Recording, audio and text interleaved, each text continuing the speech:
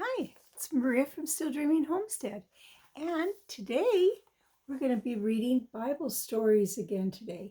So we have finished section 1 of this book, and it was all about creation. Now we're going to be on section 2. These are stories about Eden and the fall. So these stories all come from Genesis 2 through 5. Part 1, Man's Garden Home. And I'm going to show you this beautiful picture. This is what the artist thinks that it might have looked like. Part of the garden to Adam and Eve. Somewhere among all the wonder and beauty of the world which he had created, the Lord God planted a garden eastward of Eden, and there he put man whom he had formed. Have you ever planted a garden? I have. I love to plant a garden. It's so exciting. I decide what I want to plant and where. I put the tiny little seeds or the plants in where I want them, and as they begin to grow, I'm so excited. And as they begin to set their fruit, I'm really excited. And I don't know if you have ever gardened, but some of the things I really love in my garden are strawberries. I love those, and blueberries. And when they come up, I'm really happy. Of course, I also love corn on the cob. You might love that too. And that grows very tall, the corn does. So a lot of what I plant by seed, but that is not how God did it when he planted the Garden of Eden. It was different. He didn't need to plant seeds. He just put in whole trees and plants, bushes, wherever he wanted them to be. He could say, I want that tall cluster of cedars here. And over here, a lot of walnut trees would be nice. He could just do that with everything. He could call for a beautiful valley to be carpeted with yellow buttercups. And so on and so on. How glorious, what an amazing day it must have been that the garden home was made. He planted especially for Adam and Eve. We can only imagine how wonderful it must have been. Notice that God did not build them a palace, though. No, he made them king and queen of the world.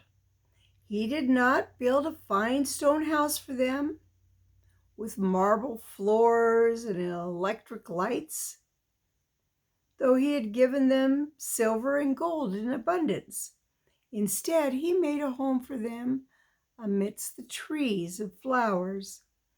For walls, his home had palms and firs and maples, and the floor was soft, sweet-smelling earth, gorgeously carpeted with bluebells, marigolds, primroses.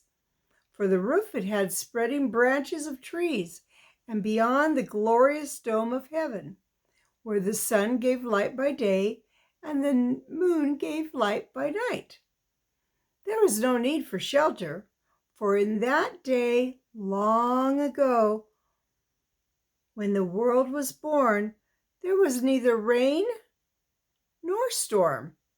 Instead, there went up a mist from the earth and watered the whole face of the ground. So instead of rain coming down, mist would come up out of the ground and water everything. In man's first home, there was no bedroom as we think of bedrooms, only moss-covered rocks or nooks along the bushes, or flower-strewn couches beside trickling streams. It was beautiful. The music in these rooms were from the birds. when they sang their lovely songs. The kitchen and the pantry were fruit-laden vines and bushes, ever loaded with good things to eat. Surely no home has ever been built by man that's been so beautiful or peaceful or perfect. None any better than the one God made in the planted in Eden. How happy Adam and Eve must have been, and that as they walked hand in hand and they hurried from one place to another, I can almost hear Eve saying, "Oh, Adam, oh, look at this beautiful flower. Smell it. What a wonderful place to live." Walking eagerly among, they suddenly came upon two remarkable trees, different from all the others that they had seen, and both were loaded with brilliantly colored fruits. As they stood admiring this new and wonderful sight, God draws near to them now and tells them, "You are in the very center of the garden. That one tree over there is the tree of life.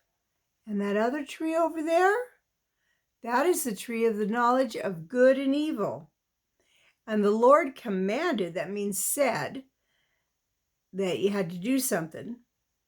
He commanded the man, saying, "Of every tree in the garden you may eat freely, but of the tree of the knowledge of good and evil over there, you shall not eat it, for in the day you eat it, you will surely die." Die? They wondered, what did God mean? And why has he planted a tree in the garden that they couldn't eat from? Still wondering, they go on their happy way together as the sun sinks lower and lower in the horizon. What a day it's been. In the very beginning, the animals came leaping out of the earth when God called them. Then he made man in his own image and his likeness. And last, he made the beautiful woman, Eve. And she was perfect. And now this wonderful day is drawing to a close. Shadows are lengthening, birds are twittering in the trees, and strange sounds from the forest tell the animals that they know that night is near. Looking westward towards the blazing glory of the sunset, Adam and Eve stood, wondering what that was. Was the whole world going to end soon? But God whispered to them, "This is just a sunset. Watch for the glory of dawn." Dawn is first thing in the morning. And God saw that everything he'd made, and behold, it was very good. It was very, very good. The earth, the sea, the trees, the flowers, the animals, all as perfect as God could make them. And now this happy pair of human beings, so stately and so beautiful and so innocent, bowing in reverence worship of the Maker. What more could even he desire? Creation is now complete. God's work is done. His purpose of love is fulfilled. No wonder heaven rings with praise at once. More, the stars sing together, and all the sons of God shout for joy. Now, when it's talking about sons of God there, it's talking about the angels. They're so happy about this beautiful world too.